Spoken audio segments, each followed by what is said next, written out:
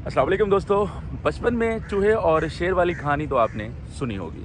अगर नहीं सुनी तो चलें आज मैं आपको सुनाता हूँ। शेर जो जंगल का बादशाह होता है, एक दिन किसी ठंडे दरख्त की छाँव में आराम कर रहा था।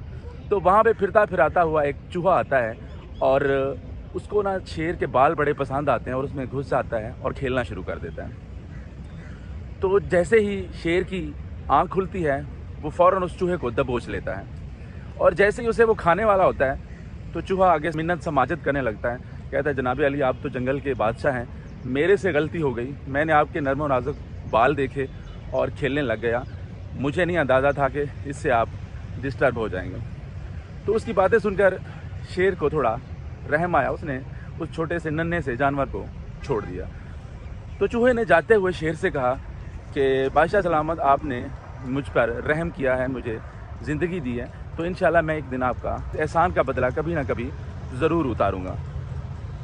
तो शेर उसकी इस बात को सुन के बड़ा मुस्कुराया और मुस्कुराया इस वजह से, उसने कहा, ये छोटा सा कमज़ोर सा जानवर भला मेरे बादशाह की क्या ही मदद कर सकता है और क्या ही मेरे एहसान का बदला उतारेगा। जी दोस्तों, कुछ अरसे बाद हुआ ऐसे कि वहाँ पे शिकारी आ निकले और उन्होंने एक जाल लगाया हुआ था और शेर उसमें फंस गया। तो चूहा ये सारी सूरत हाल देख रहा था, तो उसने फ़ौरन ही आके उस जाल को काटना शुरू कर दिया, जिससे शेर को रिहाई मिल गई। तो शेर बड़ा खुश हुआ, उसने चूहे का भी शुक्रिया अदा किया। दोस्तों, इस कहानी से जो हमें सीख मिलती है वो ये है कि अक्सर औक़ात हम किसी कमज़ोर और गरीब शख्स को इस तरह तोल देते हैं, उसकी अहमियत को हम उसकी कमज़ोरी और माशी हैसियत की वजह से उसका अंदाज़ा लगा के उसको इतनी अहमियत नहीं देते।